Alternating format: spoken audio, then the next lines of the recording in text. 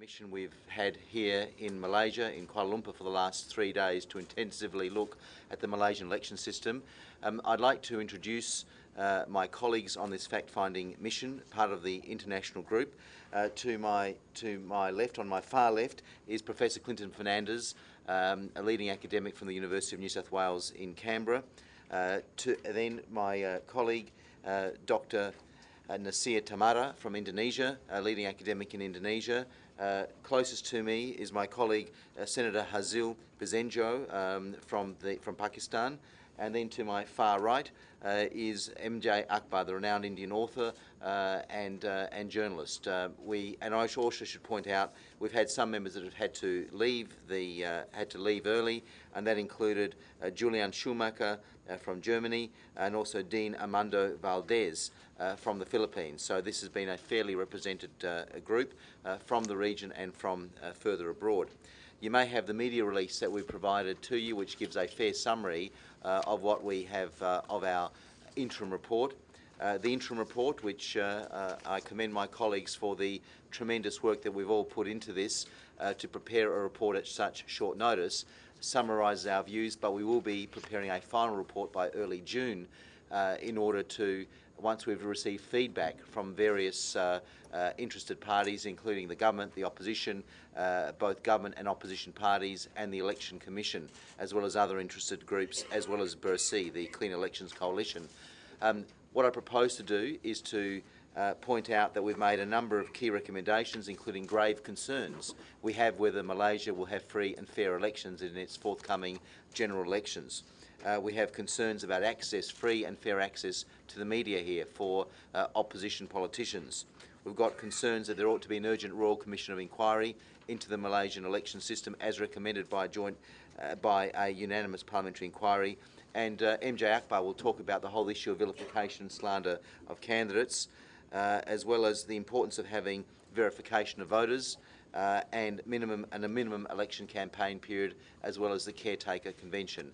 They are all matters that we've canvassed in the report. And also, in the longer term, the issue of one vote, one value. We all found it extraordinary that there are some electorates in Malaysia with only 7,000 voters compared to others with in excess of 100,000 voters. And that is a very serious concern about the whole democratic principle of one vote, one value. I thought the best thing to do would be to hear briefly from all the members of the panel. They will give a short statement, and then we're very happy to take your questions. If I could introduce Dr. Nasir Tamara from Indonesia, who will set out his views, and as I've said, we will take your questions at the end of everyone's statement. Hello, everybody. The group has worked for 3 days intensively, and we appreciate steps that have been taken to improve democracy in Malaysia. However, I believe lessons from neighbors like Indonesia could be also an example of how peaceful and good transition into democracy could be a good example. I said that because I have written a book on democratization of Indonesia. The copy of the book has been given to former Prime Minister Mahathir and also present Prime Minister Abdul Razak. Sudah speak in bahasa Melayu sedikit. Nama saya Dr. Nasir Tamara, dan saya mengucapkan selamat atas makin baiknya demokrasi di sini. Meskipun demikian, demokrasi akan bisa bertambah lebih baik lagi. Dan contoh dari negara tetangga seperti Indonesia dalam melakukan sebuah transisi dari sebuah rejim otoriter menuju sebuah rejim yang demokrasi yang baik, itu juga patut menjadi sebuah contoh. Karena saya telah menulis sebuah buku berjudul Indonesia Bangkit, Islam dan Demokrasi di Indonesia, dan buku tersebut telah saya berikan kepada mantan Perdana Menteri Datuk Mahathir, Tan Sri Mahathir, dan juga kepada Tun Mahathir, dan kepada Perdana Menteri yang sekarang, Pak Abdul Razak. Maka buku itu mudah-mudahan telah mereka baca, atau asistennya baca, sudah dapat menjadi suatu perbandingan, suatu pengetahuan bagi bagaimana melakukan sebuah transisi ke arah demokrasi yang sebaik-baiknya. Terima kasih. Thank you. If I could invite If I could next invite Senator Hasil Bizenjo, who's joined us from Pakistan. Senator. Thank you very much. As my friends say, for the last 3 days, we are here. We are a friend of Malaysia, and my country, Pakistan, has very good relation with Malaysia, and we have come here to observe the election system. I think for the last 3 days, we have gone through, meet the election commission, the officials, and we have observed the rally, and we have given these recommendations. And these recommendations are a recommendation of a friend. We think if in Malaysia, democracy will be strengthened, it will affect all other areas. And this is our hope and our wish that democracy must be flourished here. Thank you. If I could ask Professor Clinton Fernandez, he's written extensively on the region and he's a leading academic from Australia. I'll keep my remarks very brief. Basically, whatever we concluded is in the report. I'd like to thank all sectors of Malaysian society that gave us the opportunity to canvass their views. The Deputy Chairman of the Election Commission, who was kind enough to give me his tie, which I am very proud to wear. The Minister Nazri, who is the Minister in the Prime Minister's Department, the Secretary General of UMNO and Barisan Nasional, people in the opposition, as well as civil society groups. I would note, however, one particular matter that appears to be of well, remarkable, and that is this. In our meeting with the Secretary General of the United Malays National Organization, who is also the Secretary General of Barisan Nasional, he stated, and I quote, "The importance of avoiding racial strife. Are our people mature for freedom?" Commenting on political developments in Indonesia, he offered the view, "One of the problems with Indonesia is that there is too much freedom," unquote. It is the view not only of myself, but of the distinguished colleagues in the group, that these comments are disturbing and they reflect authoritarian attitudes at the highest levels of power. But it is something that I think your readers and your audience needs to know, because it reflects the views of the Secretary General of UMNO and Barisan Nasional. Thank you very much for your time. Finally, if I could call MJ Akbar. Mr. Akbar is a leading author in India. He's recently been appointed as the editorial director of India Today, one of India's leading publications, and I welcome Mr. MJ Akbar.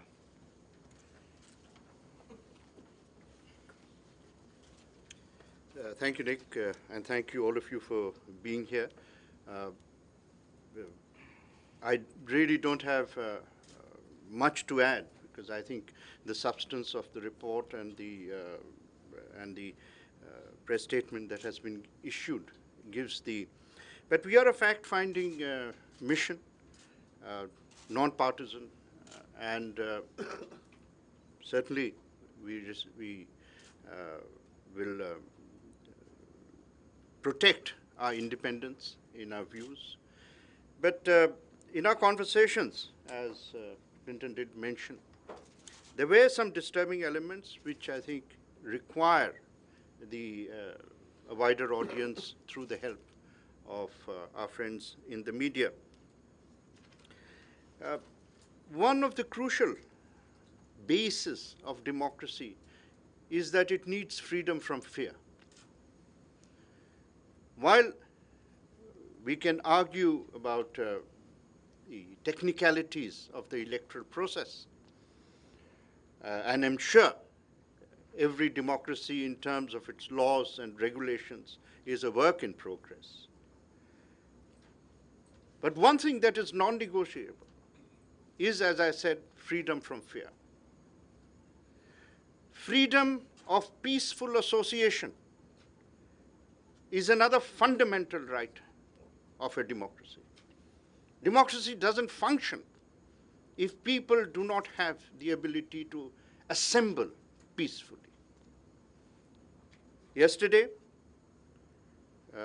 I, of course, repeat and add my voice to what Clinton said about the quotation from. It is unfortunate that some voices in authority actually believe that this great nation, which is one of the templates of post-colonial independence, a nation that has within its sinews exercised social harmony, to believe that Malaysia does not deserve democracy, I think, is a statement that I cannot hear except in the deepest pain. No country in the world deserves absence of democracy, and Malaysia is among the first countries in the world that will not only deserves democracy, but will get it.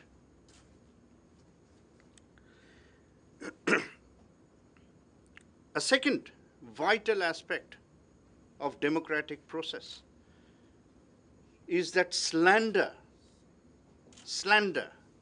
cannot be permitted to be part of electoral rhetoric. While, yes, we understand, and I come from India where I'm proud to say we have exercised our democratic freedoms. While I have been in the process myself over 2 elections, I won 1 election and I lost 1 election. And when you win an election, you think you have won. When you lose an election, you realize they are voters. So, I know the latitude that candidates exercise, but no latitude can permit the use of lies and slander against any candidate, nor should anyone be permitted to excite any form of community hatreds or disturb the peace of communal and social relationships. Yesterday, and may I take just the opportunity of being slightly personal. Yesterday for me, as we marched with the procession, or were with the procession for 5 hours, 6 hours or something like that, it was visible that the people of Malaysia were challenging the shadow of fear over the system.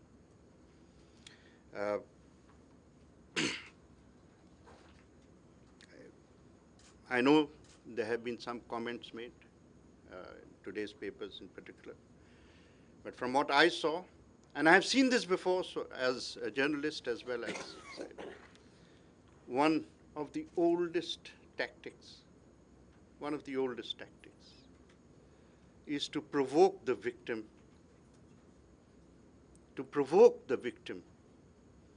in order to blame the victim.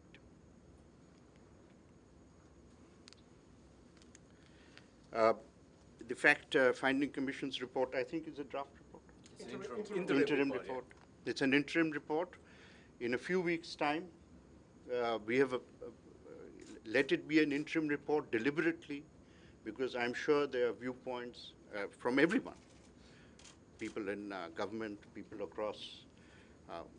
If they have anything that they find that they should intervene about, this is the time and opportunity for them to intervene so that a report can be fully independent, take all points of view, and have the credibility of a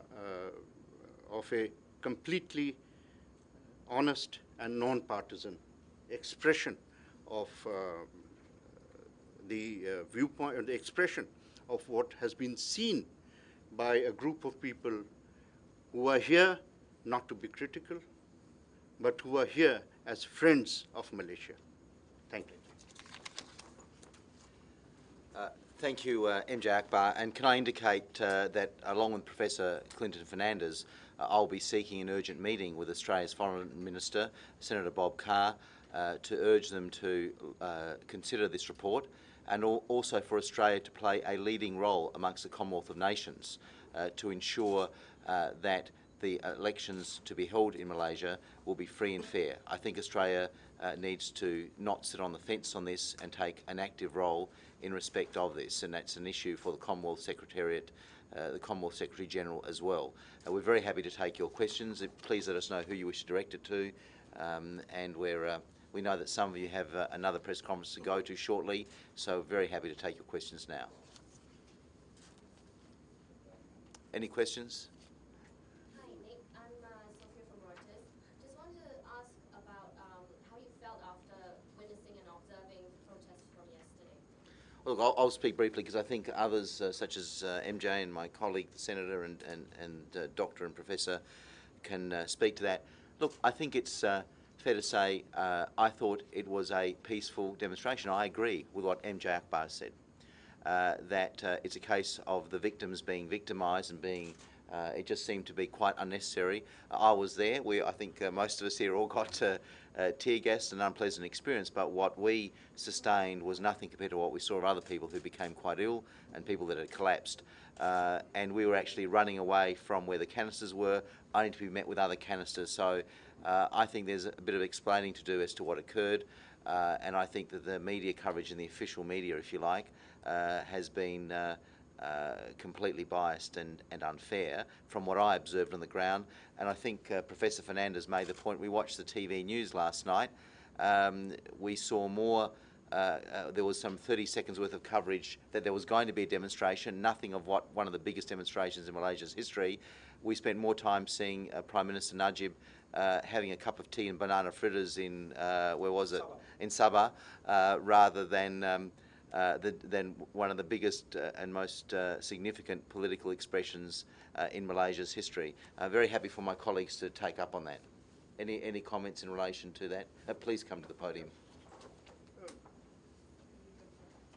You know, it was not an instant crowd. The crowd had been building up overnight in some cases.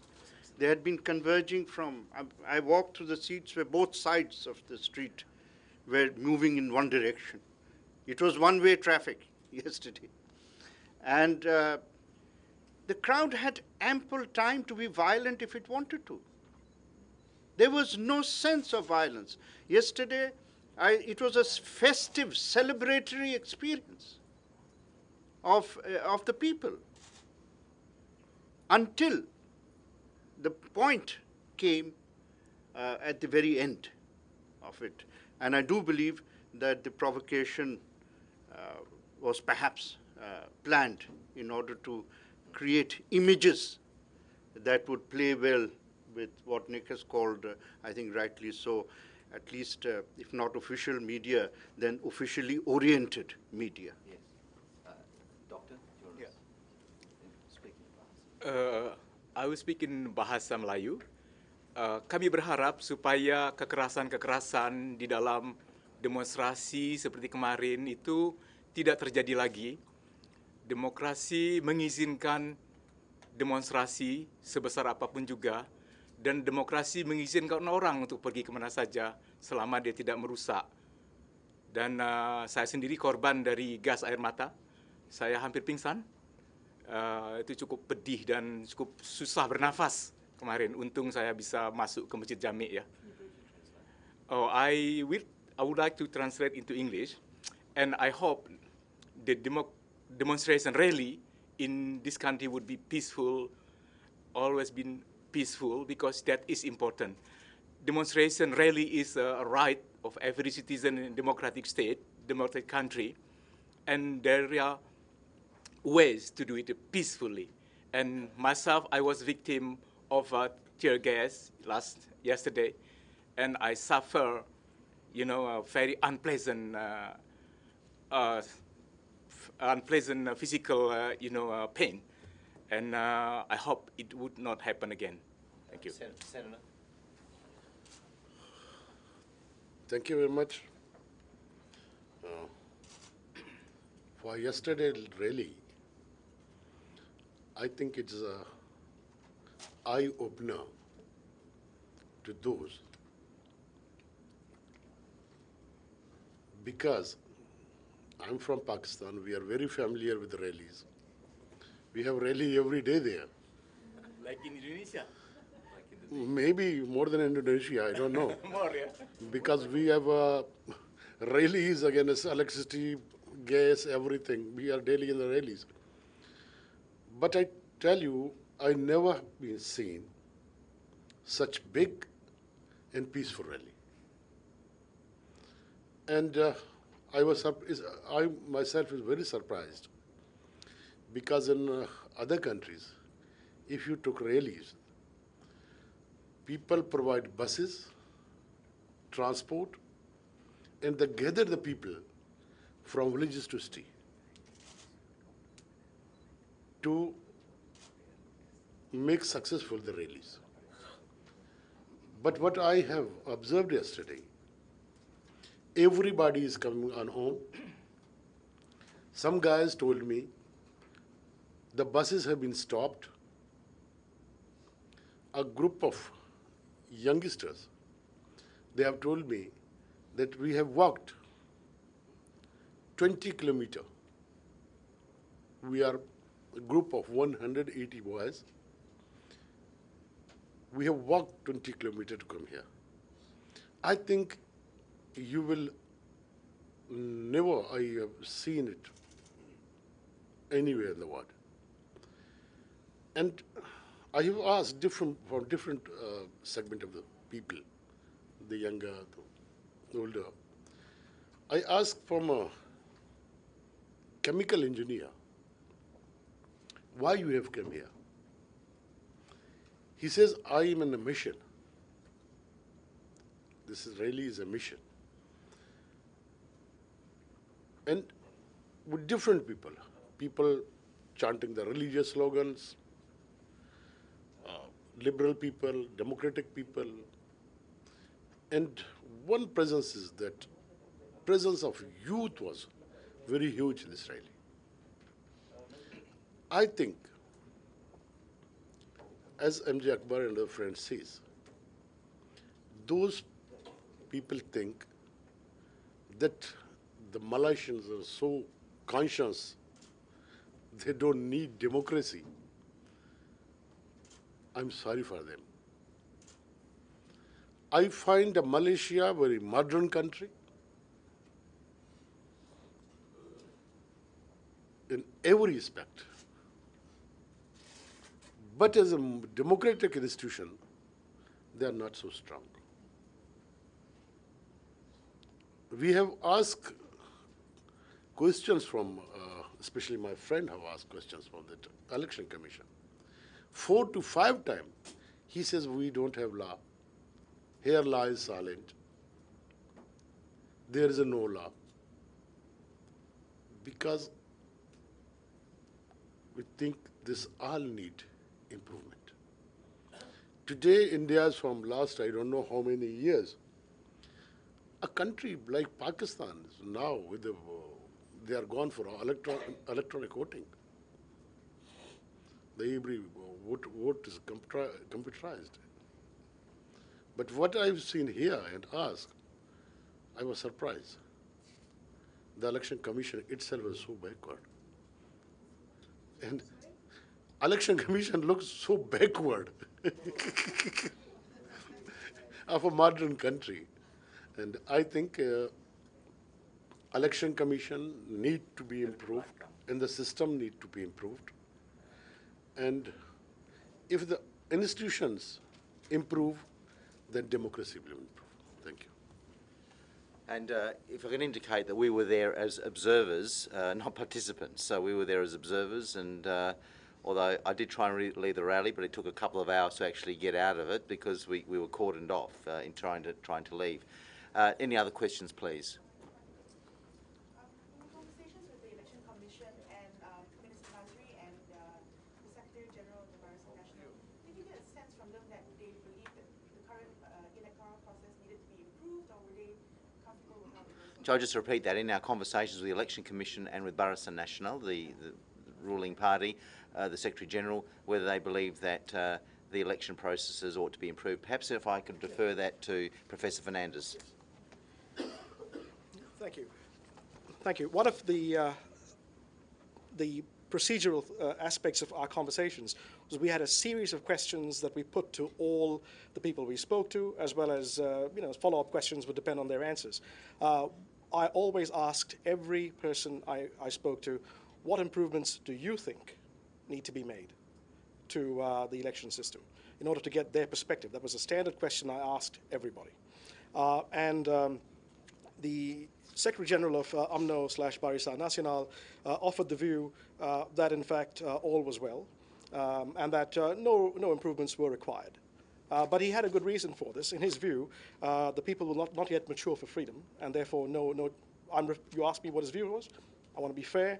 I've given an exact quote. I direct you to page 11 of the interim report. And if you all go to page 11, the second paragraph deserves to be quoted as often as possible because we want to ensure that the views of the Secretary General are given a balanced representation. We don't want to exclude his view from the media coverage. So his view was no, that there oughtn't to be any changes. The view of Minister Nazri, however, was that there was room for improvement, but he offered the view that it should be based on the British interpretation of the Westminster model. Okay, and so that's why, pardon me, I direct you to page 8 of the report, and the second paragraph, the first sentence in that second paragraph discusses the absence of a caretaker convention with Minister Nazri.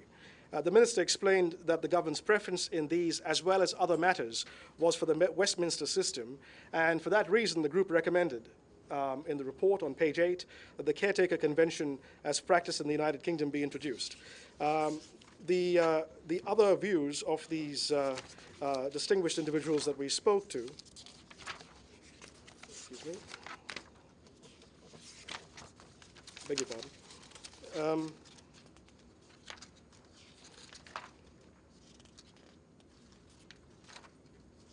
is this. There were conversations about the postal voting system and the integrity or lack thereof of the postal voting system. If there is one thing other than the Secretary General's views that you should take home from this, it is, in my opinion, there is no reason why the 240,000 election workers who will be deployed during the election campaign cannot conduct early voting. Okay? There's every reason why they can conduct early voting. To require them to engage in postal voting is to expose the system to the possibility of massive electoral fraud. Accordingly, the group recommended that 240,000 election workers be required to vote early rather than postal voting, and for this I direct you to the final paragraph on page 9. Okay? Thank you very much.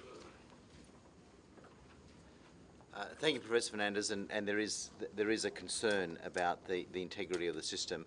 Reuters again. Yes, sorry, Senator Nick. Just want to find out your mandate of being here. Our mandate of being here, I think it's fair to say we were invited by the Office of the Opposition Leader. We would have been just as happy to take an invitation from the Malaysian government. We are here as fiercely independent observers. I'm in fact an independent senator in Australia, so I value my independence very much. And I think I can speak for everyone on this group that they value their independence and take it very seriously. So we made it clear that these views are ours, not those of any other parties. Any other questions? Is it mere coincidence that you heard while the rally was going on that, I mean, you were here to observe the rally as well? You were on the rally. Well, look, to observe the rally I think was important, but it is also just trying to get us all together. I've got parliamentary Senate committees next week and then Parliament sitting for our budget session. In order to make this happen, I think this was the most convenient time. I wouldn't say it's a mere coincidence. It was good that we could actually observe the rally. I think that was a very good thing for us to do, to see how the rally was conducted, what occurred in the aftermath of the rally, which we all believe was quite unfair and unfortunate, and also the media coverage, particularly in the officially sanctioned media and the government. The coverage, I think it was quite telling for us. So I think it's added to this report for us to be here at the same time as the rally. What kind of impact do you think the police handling of yesterday's rally to Prime Minister Najib's reform credentials? Well, look, you've asked the question, perhaps others may want to, about what impact this will have on Prime Minister Najib's reform credentials. I'd rather not specifically comment on that. My concern is very much, the concern of this group is that there are free and fair elections in Malaysia, and we have grave concerns whether there can be free and fair elections as the institutions, the structures currently exist, and the current processes and protocols. We're very concerned about that. MalaysiaKini.com. Malaysia Kini. For the Malaysia Kini.